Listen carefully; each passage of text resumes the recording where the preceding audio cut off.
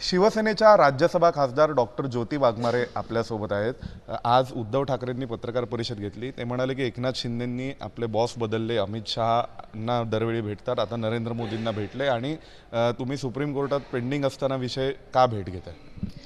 हे बघा, खरं तर उद्धव ठाकरेंच्या मनामध्ये भीती इतकी आहे की त्यांना ना विकास कळतो, त्यांना ना महाराष्ट्राचे प्रश्न कळतात, त्यांना फक्त राजकारण आणि पैसा या दोनच गोष्टी कळतात।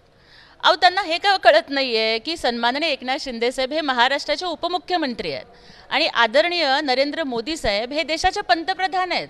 महाराष्ट्राचे अनेक प्रश्न, मग ते शेतकऱ्यांचे असतील, कामगारांचे असतील, महिलांचे असतील, तळागाळातल्या लोकांचे असतील किंवा आम्ही अनेक खासदारांच्या मतदारसंघाचे प्रश्न असतील, ते प्रश्न घेऊन आदरणीय एकनाथजी शिंदेसाहेब महाराष्ट्राच्या जनतेचं गारहाणं घेऊन पंतप्रधानांना भेटले। उद्धव ठाकरेंना इतकी का भीती वाटते? त्यांना अलीकडे कशावरतीच विश्वास नाही आहे, त्यांना फोमो झाला आहे जनजीच्या भाषेमध्ये।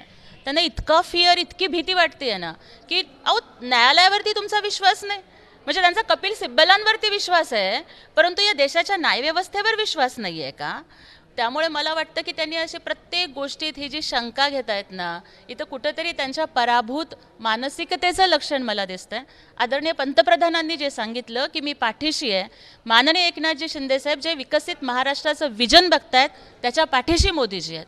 माननीय एकनाथजी शिंदेसाहेब ढाण्या वाघाप्रमाणे हिंदुत्वासाठी लढतात, त्याच्या पाठीशी एकनाथ शिंदेसाहेब आहेत। महाराष्ट्राच्या विकासासाठी, तळागाळातल्या लोकांच्या प्रश्नासाठी मोदीजी सोबत आहेत किंवा पाठीशी आहेत म्हटलं तर उद्धव ठाकरेंना मिरच्या लागायचं काय कारण आहे? याला जोडून त्यांचं म्हणणं आहे की सुप्रीम कोर्टात सबज्युडाइज मॅटर आहे आणि त्यावेळी त्यांनी मी तुमच्या पाठीशी असं म्हटलं, याचा अर्थ कुठेतरी तुम्ही कोर्टाला दबावाखाली घेण्याचा प्रयत्न करता। त्यांना हे मुळात असं का वाटतं? त्यांना फक्त राजकारण किंवा त्यांना भीती याच्या पलीकडे काहीच कळत नाही आहे का? सुप्रीम कोर्टाचा आम्ही आदर करतो आणि सर्वोच्च न्यायालय हे भारताच्या संविधानाप्रमाणे चालतं, कपिल सिब्बलांच्या म्हणण्याप्रमाणे नाही चालत। म्हणजे पण मला त्यांचं हे कळत नाही की कपिल सिब्बलांनी युक्तिवाद केला की मग हे न्यायालयाबद्दल चांगलं बोलणार आणि जर एकनाथ शिंदे साहेबांची प्रधानमंत्रीजींबरोबर भेट झाली की मग लगेच त्यांना असं का वाटतं? न्यायालयावरती त्यांचा विश्वास नाही आहे का? न्यायव्यवस्थेवरती आमचा अढळ विश्वास आहे, भारताच्या संविधानावरती आमचा अटळ विश्वास आहे आणि त्यामुळे संविधान हे आमच्या सोबत आहे आणि या देशाची न्यायव्यवस्था ही नक्कीच योग्य व्यक्तीच्या बाजूनच निर्णय देणार आहे। हा जो विश्वास आम्हाला वाटतो तो विश्वास उद्धव ठाकरेंना नाही आहे। इथंच कळतंय की कुठंतरी त्यांचं चुकलेलं आहे आणि दाल में कुछ काला आहे। याच दृष्टीने त्यांना असं कदाचित वाटतंय का की निर्णय जो आहे अंतिम निकाल त्यांच्या विरोधात जाईल? तो प्रश्न त्यांनाच विचारला पाहिजे की त्यांना काय वाटतं, मग त्यांना भीती काय वाटते? हे बघा, कर नाही त्याला डर कशाला? माननीय एकनाथजी शिंदेसाहेब हे सत्याच्या बाजूने आहेत, त्यामुळे आम्हाला कोणतीच भीती वाटत नाही आहे। माननीय पंतप्रधान साहेबांबरोबरची भेट ही राज्याच्या प्रश्नाच्या संदर्भातली होती, मतदारसंघाच्या विकासाच्या संदर्भातली होती, परंतु म्हणतात ना की कावीळ झालेल्याला जग पिवळं दिसतं, तसं उद्धव ठाकरेंना फक्त पक्ष आणि चिन्ह याच्या पलीकडे काहीच दिसत नाही आहे, कारण त्यांना ते आयतं मिळालं आहे, त्यांनी ते स्वकष्टाने कमावलेलं नाही आहे। हिंदुहृदय सम्राट वंदनीय बाळासाहेब ठाकरेंनी उभं केलेलं हे साम्राज्य केवळ त्यांच्या रक्ताचा वारसदार म्हणून उद्धवजींना मिळालं, पण ते फक्त आयता पिठावर रेघोट्या ओढण्याचं काम त्यांनी केलं, ते त्यांना सांभाळता नाही आलं। ही शिवसेना आणि हे हिंदुत्व फक्त आणि फक्त एकनाथ शिंदे साहेबांच्या हातामध्ये सुरक्षित आहे, हा कौल जनतेच्या न्यायालयाने सुद्धा दिलेला आहे। याला जोडून ते म्हणाले की गद्दारांना भेटायला मोदींना वेळ मिळतो, पण सामान्य जे आंदोलक होते जंतर मंतरवरचे त्यांना भेटायला वेळ मिळाला नाही। उद्धव ठाकरे स्वतः महागद्दार आहेत, महागद्दार, महाराष्ट्राचे गद्दार।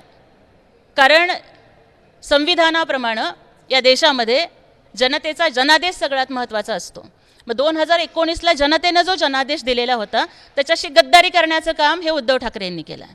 ज्यावेळेला कोविडमध्ये जनता होरपळत होती ना, तेव्हा मुख्यमंत्री म्हणून स्वतःच्या कर्तव्याचं पालन न करता या महाराष्ट्रातल्या जनतेशी गद्दारी करण्याचं काम हे उद्धव ठाकरेंनी केलं आहे। हिंदुहृदय सम्राट बाळासाहेब ठाकरेंना हिंदुहृदय सम्राट म्हणायला घाबरून जनाब बाळासाहेब ठाकरे म्हणणारे हिंदुत्वाशी गद्दारी त्यांनी केली आहे। जमलेला माझ्या तमाम हिंदू बांधवांना आणि भगिनींनो म्हणायची, कशाला भीती वाटत होती ह्यांना? पाकिस्तानचे झेंडे कोणी नाचवले? मुंबई बॉम्बस्फोटचा आरोपी प्रचाराला का बोलवला?